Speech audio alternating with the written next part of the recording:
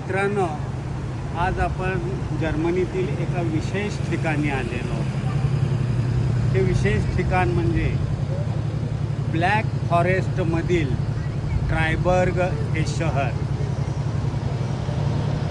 हे शहर या ब्लॅक फॉरेस्टच्या मध्यभागी वसलेलं आहे, त्यामुळे एक उत्कृष्ट पर्यटन स्थळ म्हणून ओळखलं जातं। या गावामध्ये अनेक खूप चांगल्या गोष्टी आहेत। त्यातील पहिली गोष्ट आपण पाहायला जाणार आहे ते म्हणजे वॉशरफाले। वॉशरफाले हा जर्मनी शब्द आहे। मराठीमध्ये त्याला आपण आपल्या भाषेत धबधबा म्हणतो। तो पाण्याचा धबधबा पाहायला प्रवेशाचं द्वार पहा कसं सुरेख आणि अतिशय चांगलं आहे। धबधबा पाहण्यासाठी पर्यटकांची खूप गर्दी आहे। आम्ही त्याचं तिकीट काढण्यासाठी या क्यूमध्ये थांबलेलो आहोत।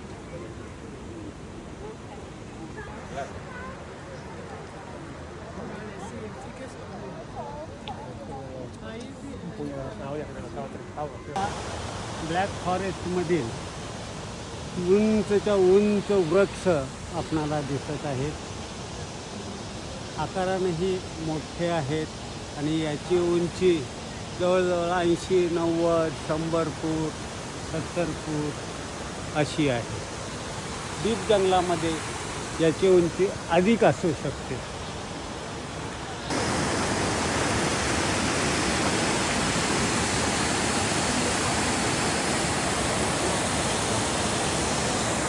मित्रांनो, हा ट्रायबर्गमधील अतिशय महत्त्वाचा पॉईंट म्हणजे धबधबा।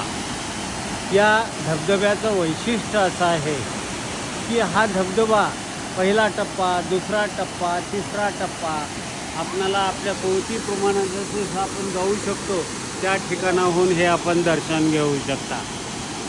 जर्मनीतील सर्वात उंचावरून पडणारा हा धबधबा आहे। याची उंची 163 मीटर आहे। सध्या आम्ही या ठिकाणी उन्हाळ्याच्या दिवसामध्ये आहोत। पावसाळ्याच्या दिवसामध्ये या धबधब्याला रौद्र रूप प्राप्त होत असतं, पण तो आता पाहण्याचा योग नाही।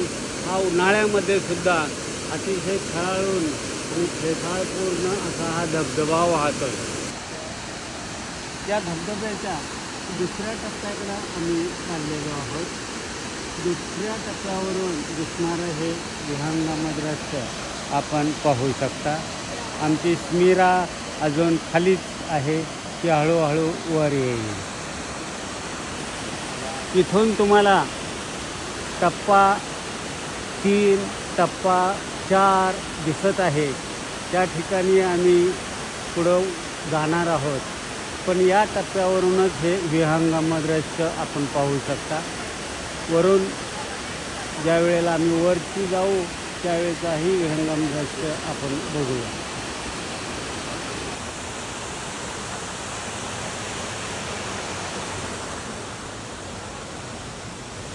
पहा, धबधब्याकडे जाण्यासाठी खूप सुंदर असे रस्ते सरकारनं बनवलेले आहेत। त्याचा वापर योग्य पद्धतीनं होत असतो। टप्पा नंबर 3 पासून दिसणारं हे धबधब्याचं विहंगम दृश्य आपण पाहू शकता। धबधब्याच्या पाण्याचा आवाज स्पष्टपणे आपल्याला ऐकू येतो। पहा, हा रस्त्यालगतच एक मोठा वृक्ष अतिशय उंच असा वरती गेलेला आपल्याला दिसतो।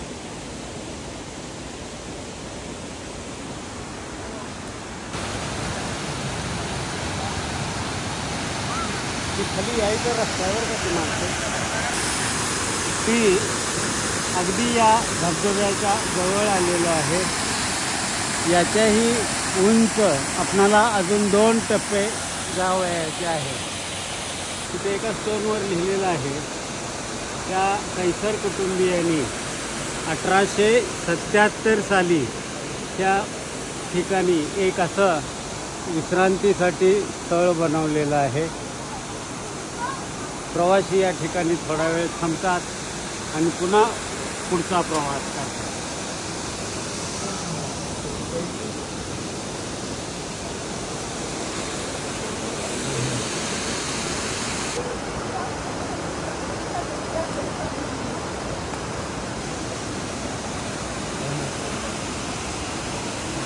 मित्रांनो, धबधब्याच्या या तिसऱ्या टप्प्यावर आम्ही आलेलो आहोत.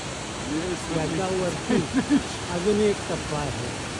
धबधबा निरनिराळ्या टप्प्यावरून पाहता येतो. ही व्यवस्था इथं जर्मनीमध्ये पाहायला मिळते. आपल्याकडे आपण धबधबे एकाच ठिकाणाहून पाहतो, पण हे टप्पे पाहण्यासाठी अनेक ठिकाणी सोयी सवलती केलेल्या आहेत. अगदी खोलवर जर पाहिलं तर त्या पहिल्या टप्प्यापासून आम्ही सुरुवात करत इथे तिसऱ्या टप्प्यावर आलेलो आहोत. चौथा टप्पा अजून खूप दूर आहे. इथूनच त्या गावाचंही रायबागचंही अल्प दर्शन होत आहे. मित्रांनो, आम्ही आता चौथ्या टप्प्याच्या जवळ आलेलो आहोत. चौथ्या टप्प्याचं दृश्य आणि त्याच्यावरून वाहणारा पाण्याचा प्रवाह आपणाला स्पष्ट दिसत आहे. त्याच्यावर आणि काही टप्पे आहेत, पण असा नदी क्रॉस करून पाहता येत नाही. डोंगरावर उंच ज्यांना जायचं आहे त्यांच्यासाठी एक रस्ता आहे. काही प्रवासी वर डोंगरावरही चाललेले आहेत. डोंगराच्या टॉपलाही जाता येईल.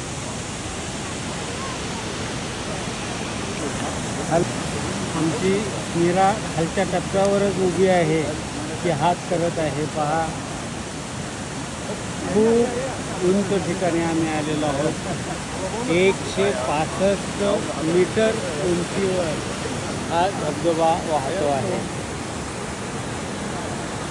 मित्रांनो, ब्लॅक फॉरेस्टचं आणखीन एक महत्त्वाचं वैशिष्ट्य म्हणजे इथलं आरोग्यवर्धक वातावरण. जगभरातील काही व्यक्ती पोस्ट ऑपरेशन म्हणजे ऑपरेशन झाल्यानंतर रिकव्हरीसाठी या ठिकाणी येतात व ते बरे होतात. तिथे एका वृक्षाच्या जवळ मी अगदी उभा आहे. पहा, पावसाळ्यामध्ये खूप पाऊस पडल्यामुळं या झाडावर आपणाला हे शेवाळ उगवलेलं हे दिसतं. म्हणजे पावसाळ्यामध्ये खूप पाऊस पडत असतो आणि हे झाड पूर्णपणे शेवाळलेलं आपणाला दिसतं. तसंच त्या ठिकाणीही एक मोठा वृक्ष उंचच्या उंच गेलेला आपणाला दिसतो. पाहतो, एक खूप मोठा वृक्ष असा उंच गेलेला आहे. याची जाडी पहा.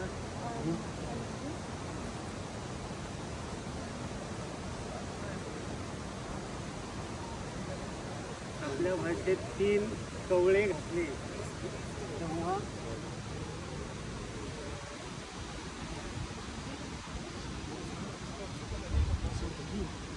तीन कवळ्यात बसणारे असे हे झाड खूप मोठं आहे.